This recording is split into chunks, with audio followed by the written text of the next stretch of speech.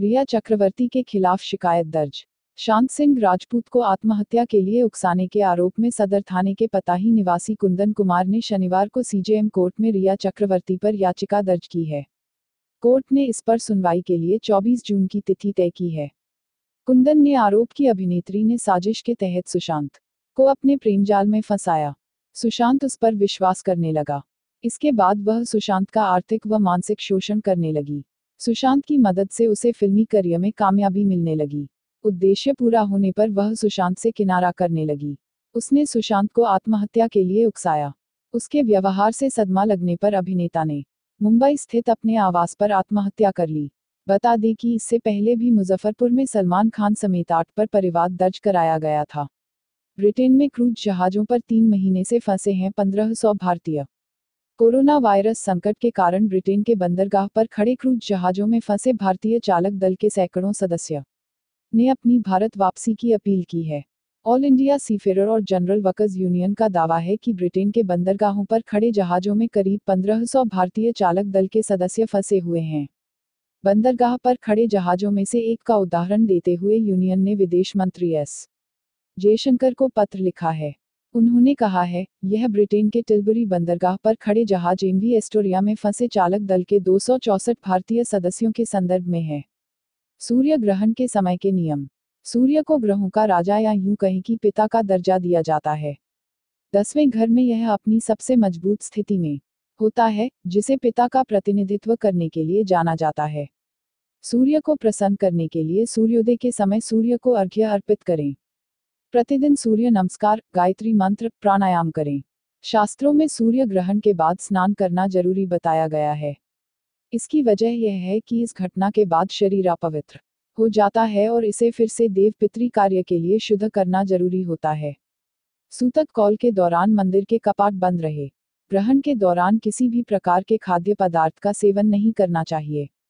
इसके अलावा कोई नया काम भी नहीं करना चाहिए। सूतक काल में पूजा पाठ व धार्मिक आयोजन नहीं किए जाते हैं। नेपाल, भारत और चीन शांतिपूर्ण तरीकों से सुलझा लेंगे मतभेद। नेपाल ने शनिवार 20 जून को कहा कि उसे विश्वास है कि उसके दोनों मित्रवत पड़ोसी भारत और चीन क्षेत्र की स्थिरता एवं वैश्विक शांति को ध्यान में रखते हुए शांतिपूर्ण तरीकों से वास्तविक नियंत्रण रेखा (एलएसी) पर सीमा गतिरोध को सुलझा लेंगे।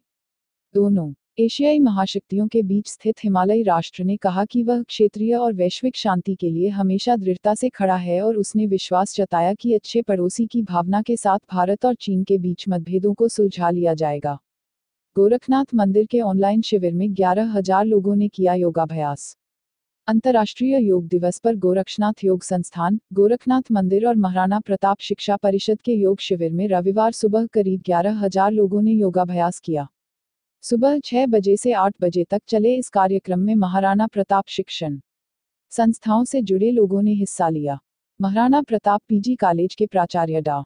प्रदीप राव ने बताया कि सभी लोगों ने अपने अपने घरों में रहकर ही योगाभ्यास किया। काफी लोग फेसबुक लाइव के जरिए भी कार्यक्रम से जुड़े।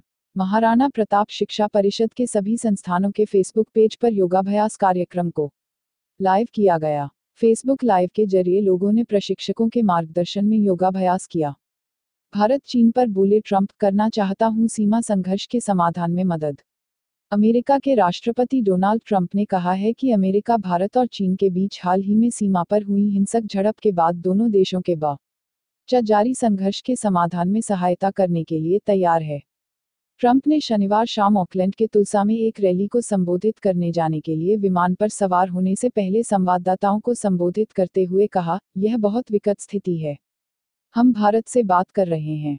हम चीन से बात कर रहे हैं। हम देखते हैं क्या कर सकते हैं। हम उनकी समस्या का समाधान कराने में मदद करने की कोशिश करेंगे। केंद्र सरकार ने उद्योगों से चीनी आयातित सामानों की सूची मांगी। चीन के विरुद्ध आर्थिक तालाबंदी को और कारगर बनाने के लिए सरकार ने उद्योग जगत से चीनी आयातित सामानों की सूची मांगी है।